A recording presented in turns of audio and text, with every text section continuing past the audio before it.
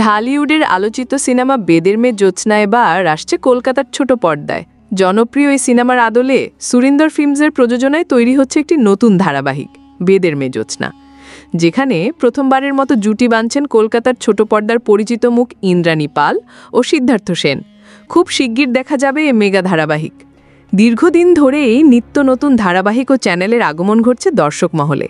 তারই ধারাবাহিকতায় জনপ্রিয় চ্যানেল জি বাংলা এবার নিয়ে আসছে তাদের নতুন সংস্করণ জি বাংলা সোনা। এই চ্যানেলে নতুন ধারাবাহিক থেকে শুরু করে রিয়ালিটি শো সব কিছুই থাকছে ভিন্ন আঙ্গিকে। ইতোমধ্যে ধারাবাহিকের প্রোমো শুটিং সম্পন্ন হয়েছে। টেকনিশিয়ান স্টুডিওতে চলবে এই নতুন মেগার কাজ। তবে এ ধারাবাহিকের চূড়ান্ত নাম এখনও ঠিক হয়নি।